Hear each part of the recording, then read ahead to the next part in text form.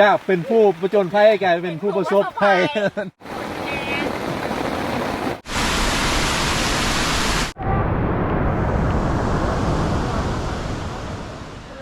รถก่อนตัดกันเลย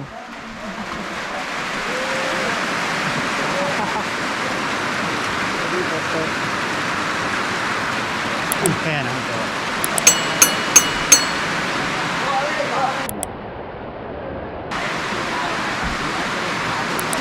ขณะเดินทางเสียงว้าวโทษนะอะไรวะนักวะเอ้าหนูน้อยหมวกแดงผมก็แดงอีกอันนี้ลงปลาอันนี้ตัวนี้น้ำเท่าไหร่เนี่ยไก่สุดเกียวไก่สุดเกียวก็เนาะสบายดีไอ้นี่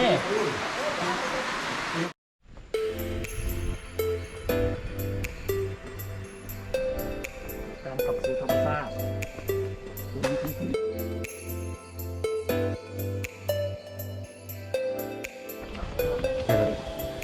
โอ้ยลงแบบนี้ดูน้อยหมวกแดง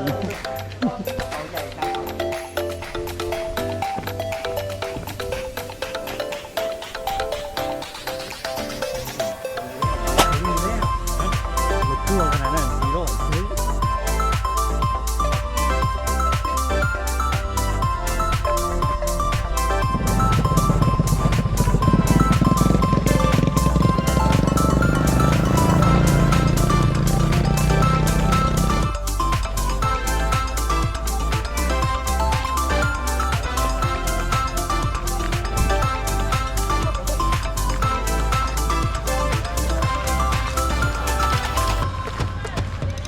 เป็นหน้าบุญมัน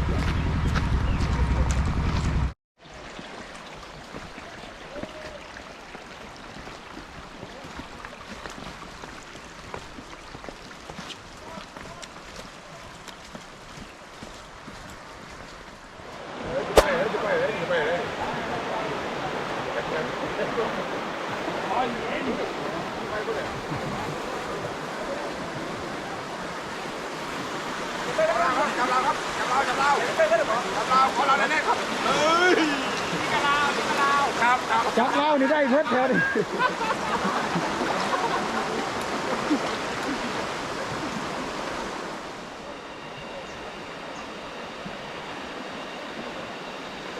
มีไปถ่ายไอ้ซ้ำหนึ่งร้อยใจขึ้นมา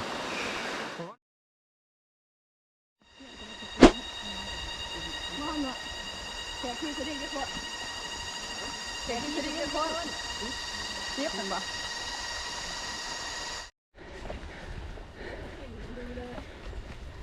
หยิบใหญ่ไว้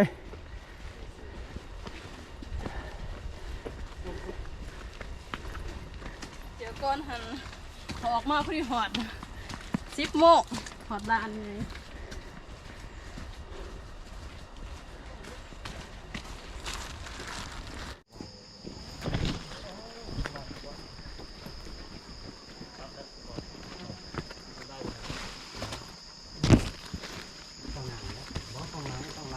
กินไปล้างมาสวยมากได้ดีกว่าจ้ะ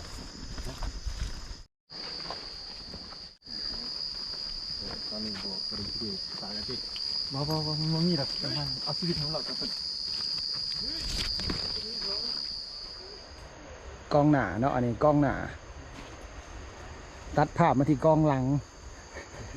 นักกว่ากล้องหน้าอีกสุดยอด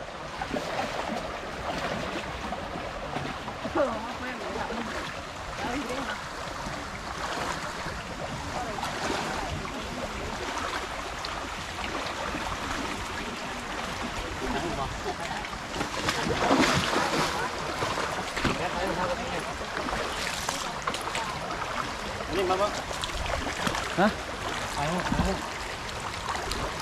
นี่ทำจากอะไรของเขาได้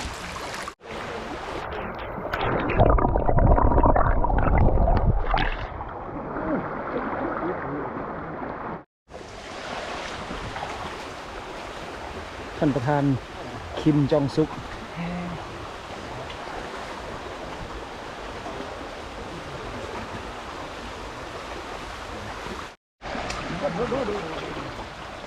ว้าวว้าวว้าวว้าวว้าวเราไปเหยียบนี้เลยครับว้าวว้าวว้าวว้าว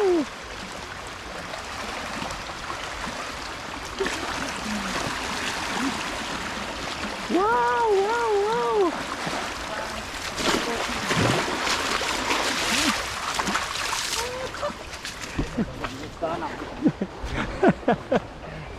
ว้าวว้าวว้าวว้าวประธานช่องซุก เลยบอกว่า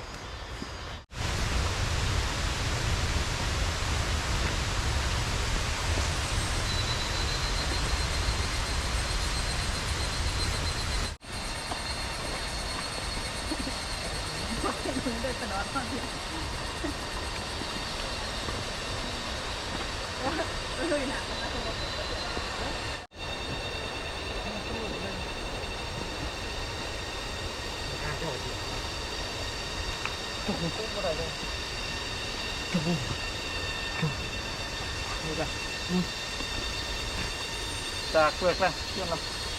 ลง จะเห็นเลยจะคิดเลย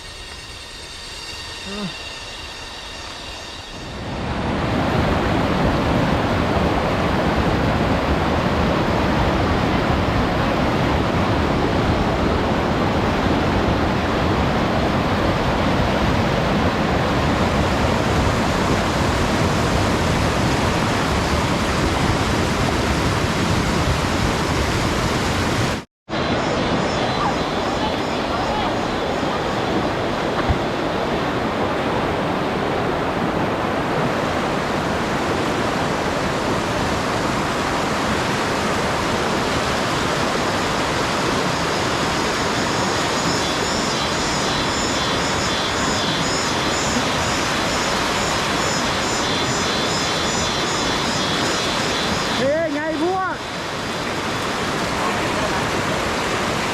นายมาตั้งแต่เมื่อไหร่เนี่ย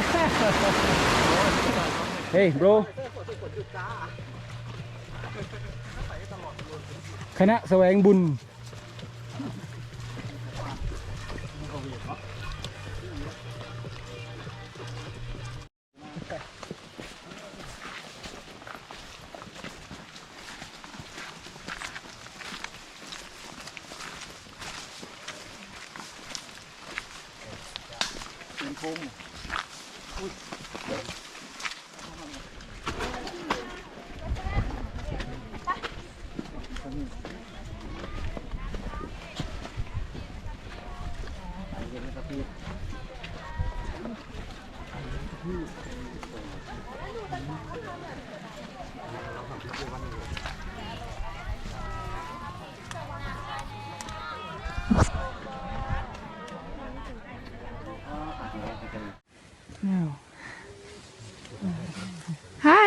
โอเค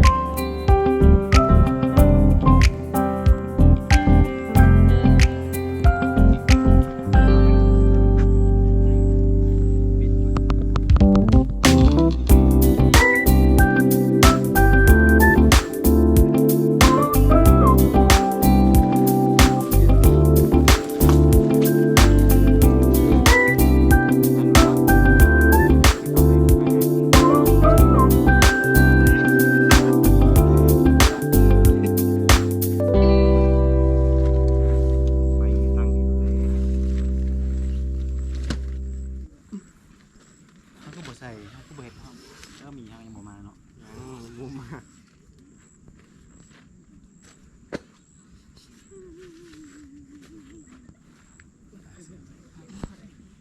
เครื่องไว้ก่อน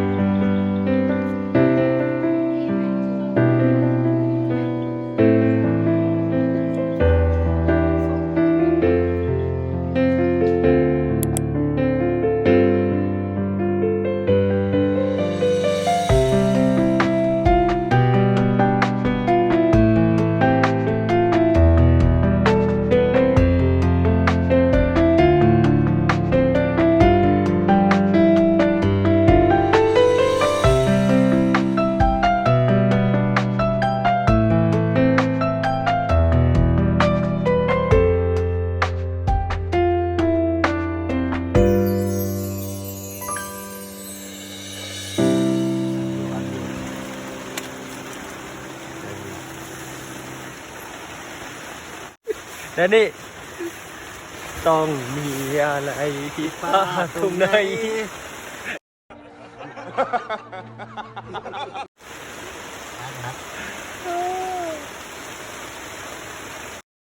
อ๋อเซประสบการณ์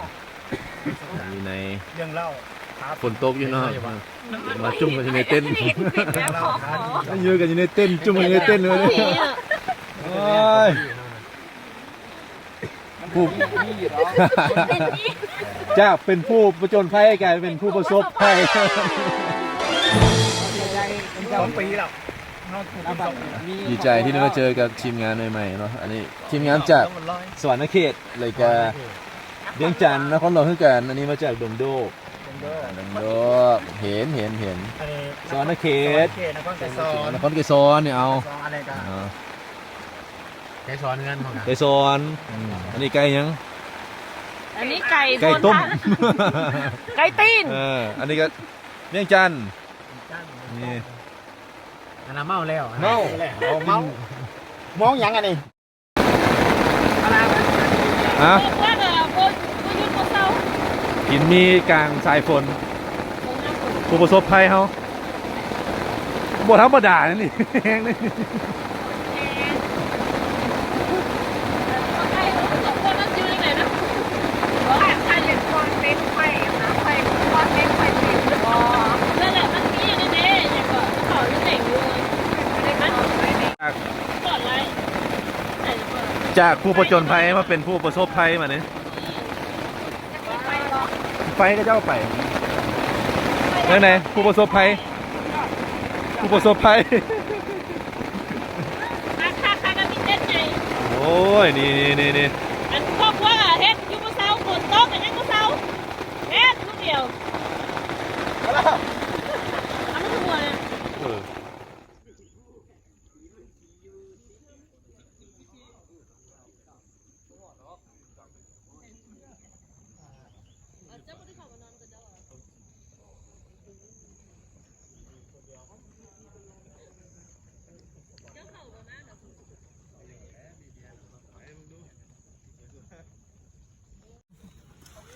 ประสบการณ์ชีวิตบรรยากาศ นอนหนาวคือห้องนอนคือ ตุ่มผ้าห่มเตียงนุ่มๆ เยอะใช่ไหม มันก็ตื่นเศร้า มันคือนุ่มคือกันมันแต่ว่าขาปวดที่นี่ สั่นเมื่อคืน ฉันครึ่งแรมคืนนั้นเราได้สูบอุราตอนที่ตาเรายังคงจ้องมองตากันครั้งที่เราเคยได้ยินเคยได้คลองแนบกินกายและใจเราได้เคียงยามนิทราแนบอินวันเป็นเดือนเหมือนว่าเราคล้ายในตอนจูบเธอฉันก็นึกฉันก็เพ้อคิดว่าเธอจะมองกลับมาเฝ้าแต่มองนาฬิกามันยังคงหยุดอยู่ที่เดิมใจยังจมเอาหรือพังเอาแต่คิดถึงเธอ รีบสายตา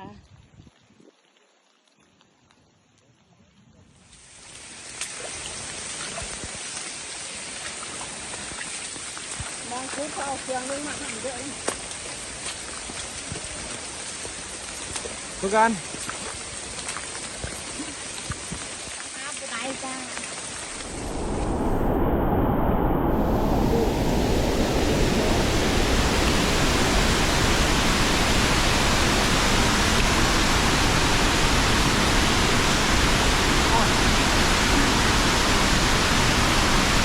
ไม่ไหวมุกกลับก่อน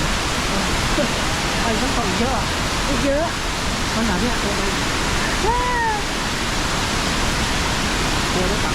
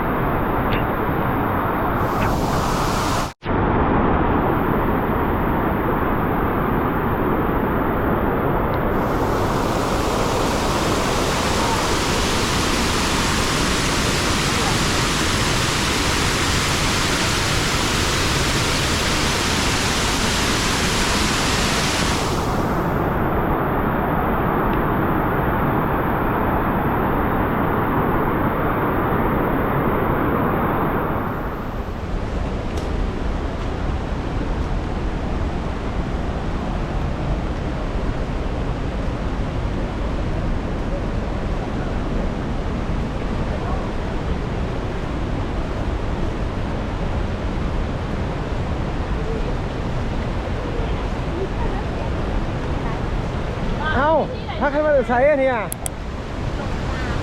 ลงป่าเราผู้แสวงบุญ